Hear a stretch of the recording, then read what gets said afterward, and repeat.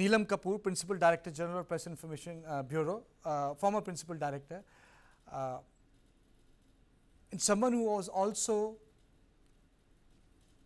functioned as the press officer to Finance Minister Dr. Manmohan Singh. Thank you, Yes. madam. It's a pleasure to have you here. It's a pleasure to Thank have you you. here, madam.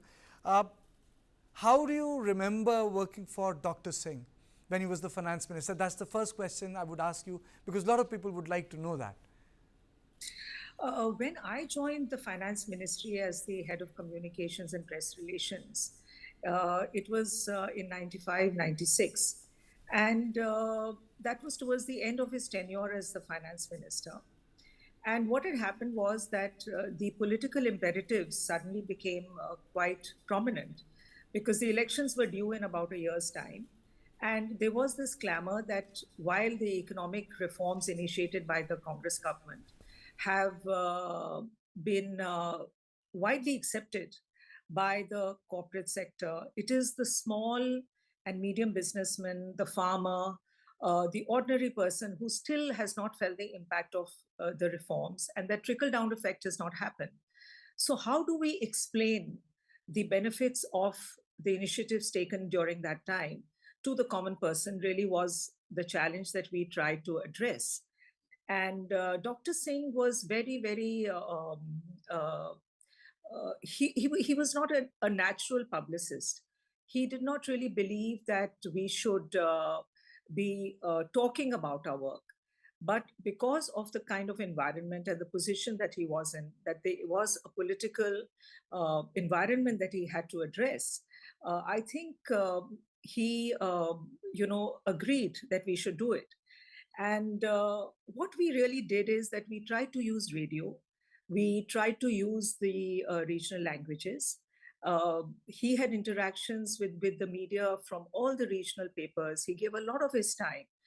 And he tried to explain in very simple terms the situation the country was in and where he was going. And the fact also that it was not an overnight change that would reflect in everybody's lives, but it would take time. And he did make a very, very sincere effort. But like I said, he was not a natural publicist. He was not really used to talking about his achievements. And he was really a reluctant, PR person in that sense. Reluctant accidental prime minister and a reluctant PR person. I mean to say, it's a tough combination, madam. And you also headed the PIB. You had this huge task of creating publicity for a man who was not interested in publicizing himself, his own achievements.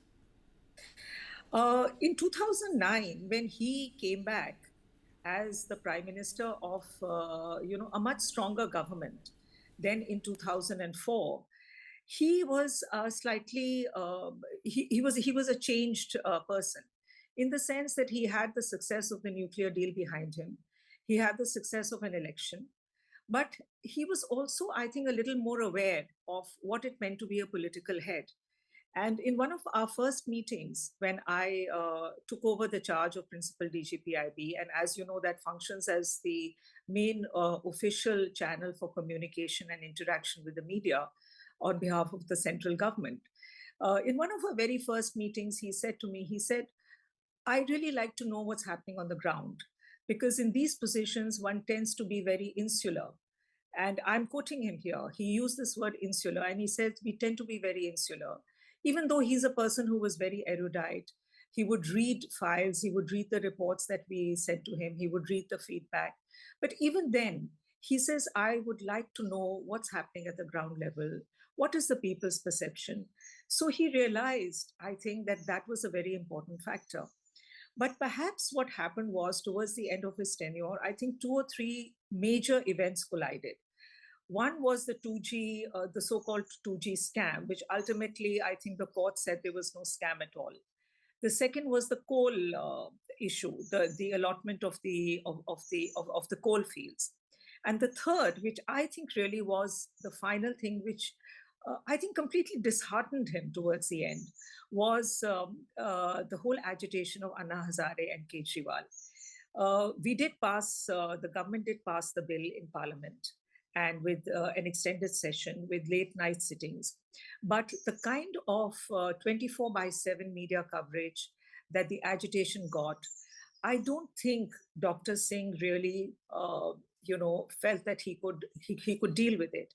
And one sense that in a way he had then stepped back and he had taken a decision that he would no longer be the Congress's candidate for prime ministership for the third term. And he kind of resigned to the fact that whatever he wanted to do or he had to do, he had fulfilled his responsibilities. And he really did not want to say anything more than that. Madam, did it affect the functioning of the government when you say that he took a step back?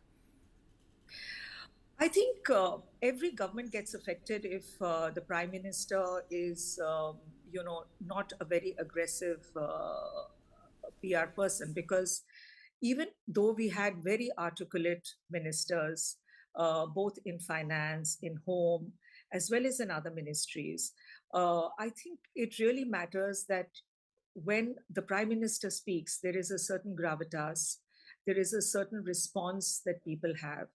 Also, the fact that his image personally was unsullied towards the end.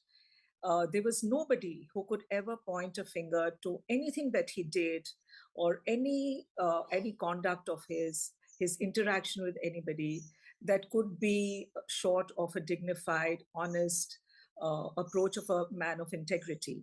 So, if he had been a little more, I think, forthcoming, a little more outspoken, I'm sure the image that he had that time, or the image that the government had that time, I think would have been different.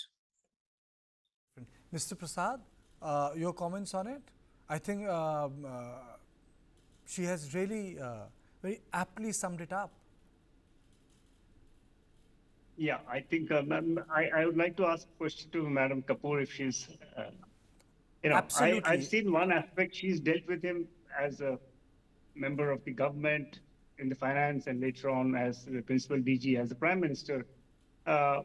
One issue I always noticed that prime minister's commitment to parliament was amazing. I mean, he would sit through the debates, listen to people. At times I thought, did you ever notice that he took the job as a parliamentarian also very seriously, and probably if you could reflect on some of those issues that probably crossed in your work schedules. Yes, of course. He felt that there was a responsibility on his shoulders, that he had a job to fulfill, which also was a historic role. Let's not forget that it's very easy to move something that has already started. But the initial phases of reforms and the kind of situation that India was in, it was, I think, Dr. Singh's personal integrity, the fact that he had a highly respected image abroad. I traveled with him to a couple of his visits abroad as finance minister. And I could see the respect that the leaders of the world gave to him and to what he said. So he did understand definitely that he had a very historic role to play. And yet he was never overcome with that. He was extremely hardworking, extremely frugal in the way he lived his life. I remember his staff once telling me that any gift he gets when heads of government or other leaders call on him are sent straight to the tosha khana. Even if it is a small, inexpensive gift, he would never keep it in his office. So that level of understanding that he had a role to fulfill, I think was he was very conscious of that. And despite his health problems, you would remember that just before he became prime minister in the UPA2, he underwent his second bypass surgery. And for somebody to have, gone through all those very serious health issues, the kind of application of mind, of self that he gave was never less than 110%. Never less than 110%. But a lot of people say that it slowed down the government. If you read the memoirs of the ministers who have worked, they say it slowed down the government. Is it correct? I don't think there was a slowing down for which Dr. Manmohan Singh was responsible. I think what had happened is that because of all these issues, which in the public eye became so called scams, and that was one thing that Dr. Manmohan Singh could never really, understand that why he was being attacked, a man of the highest personal integrity that India has ever seen, should be attacked as leading a government of scamsters. That is something that he could never, reconcile with. And I think that left him very, very deeply saddened. So I don't think the slowing down was on his part. I think the slowing down was because the political leadership at that time, including the ministers who were in government, suddenly became much more cautious. And while there was no, you know, there was no holding back of anything. If you recall, when Mr. Raja was a minister, the telecom minister, the CBI actually raided his office and his house at the height of the 2G scam. So it wasn't that he did not take decisions which were difficult, but overall, I think there was a cautiousness in the political environment. And it was a collective, idea that perhaps we should go slow on certain things. For instance, the Aadhaar, the whole infrastructure for Aadhaar, which today is the cornerstone of so much that is happening in India, of really development in India and taking everything to the last person, really was conceptualized during Dr. Singh's time, who had the vision to get Dr. Nandan Nilekani in the position that he was, give him the kind of autonomy and freedom to develop that. But it could not be taken to its fruition because we were too close, I think, that time in 2009 to the elections. And suddenly there was a cautiousness that, let's not do anything which will perhaps, damage our chances for greater political success. You were in charge. One principal thing I noticed as a beat reporter was that there was a revolution in technology, information technology. From 2007 to 2014 onwards, something which, we, which I never thought would change the landscape of media, journalism, narrative making, Twitter, WhatsApp, Facebook, YouTube, their weaponization in context of elections, opposition government relationship. How did you grapple with it? Because neither at that point of time the principles of the so-called UPA were there where the battle was being fought, but whereas the principles of the opposition had by then actually entered all these sphere. How did you deal with that? Because this was reshaping the political landscape, these technologies. You're absolutely right. I think in 2004, when he first became prime minister, it was a much more organized, a much more familiar media landscape that Dr. Singh knew. And he had experienced that as a finance minister as well. And as you know that his press advisor in UPA1 was a former journalist, the editor of the Financial Express. So that was a media that Dr. Singh was familiar with. And definitely with Twitter, with social media, with the fact that it was still an environment that we were all discovering, even we as those who were strategists for the government. For us, it was a very new field. And the fact that now our response time to what was happening on Twitter really had become very short.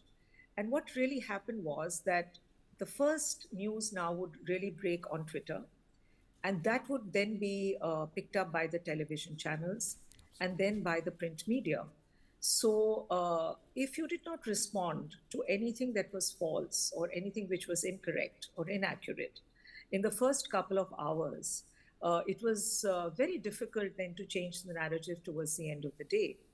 And a mechanism, therefore, was set up. There was a group of ministers which was set up specifically for this, which was headed by the then Home Minister, Dr. P. Chidambaram, and it had 7 or 8 of the key ministers who would meet every day in the first half of the day and look at what were the issues that were likely to emerge, what were the issues that from the government we needed to put forth. And it was a very real time dealing with communication. So, whatever we could do as being part of the government to respond to what was happening, I think we did try. And towards the end, the response time was short. There was a much more greater agility in the government to respond to the issues in the media. And I think a lot of things really which could have blown up were diffused very, very early on. Okay. Vijay, do you agree that, this communication part, this, emergence of new technology and the older leadership of the Congress, that was the first thing they were grappling with? Because I would recall, as a person with a mic in my hand, the response time actually differed from one side to another. Yeah. Karthikeya, I remember we were together at that time and, on the field reporters, and the kind of, systematic attacks that were there on the government, especially. Madam, you wanted to say something? Yeah, I just like to slightly defer to that analysis because if you recall, it was not just the political imperatives which I think guided some of the decision making, but the fact that on the 2G scam, there was actually a court order. And after the 2G scam, the 3G auction, which was done, was went on absolutely flawlessly, and there was no issue at all. But yes, on the Aadhaar, which was still in its nascent stage, the fact that it was not rolled out in its full entirety, I do agree. But the Lokpal bill was passed after the Nirbhay horrific rape attack. The law looking at the issues of rape was strengthened, and in fact is one of the most forceful legislations that any government has undertaken. And I think we need to keep a larger perspective in mind, because Dr. Singh would always say that nobody functions in isolation, and definitely not a democratic government which doesn't have that kind of strong majority in a country like India. And I would say that the saying that people say that if you travel alone, you travel fast.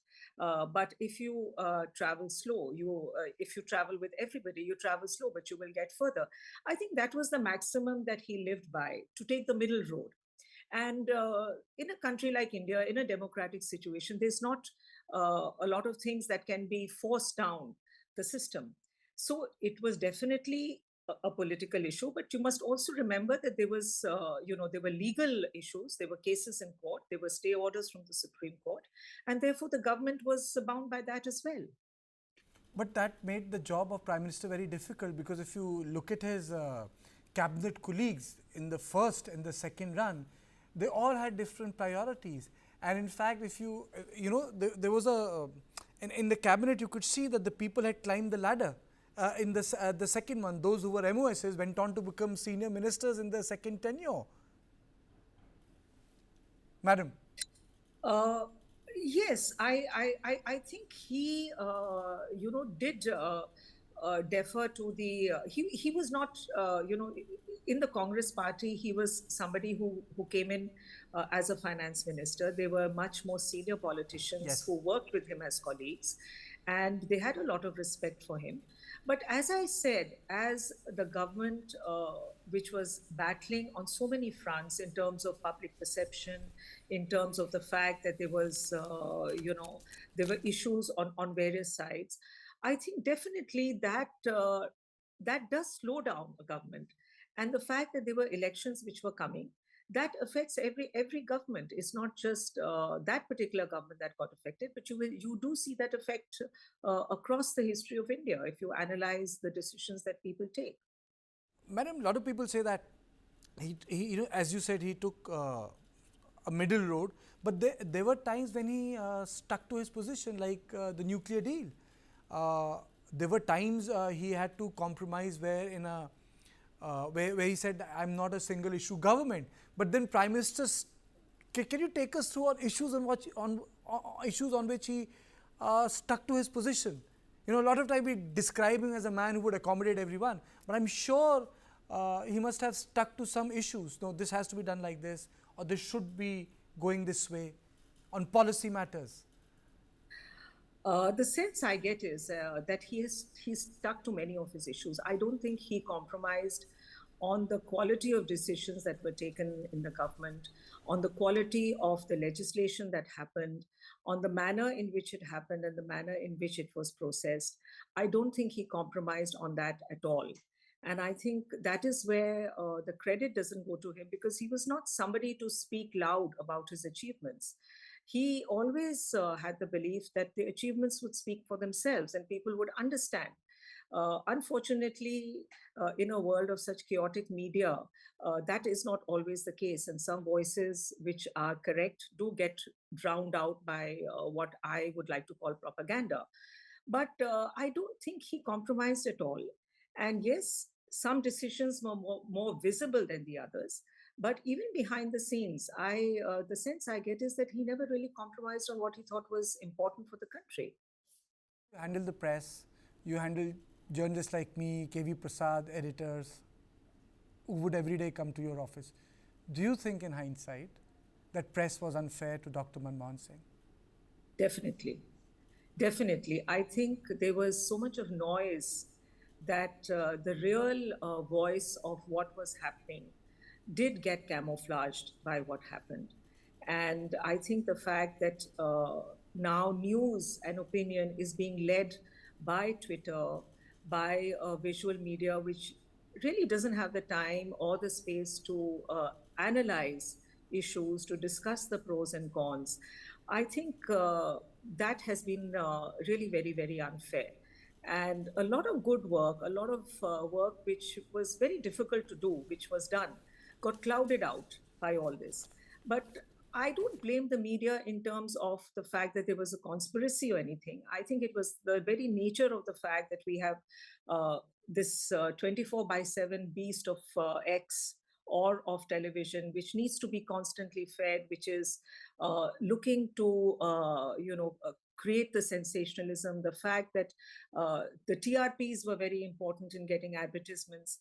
I think it was that kind of media landscape that really camouflaged a lot of good work and sincere work that was done during that time.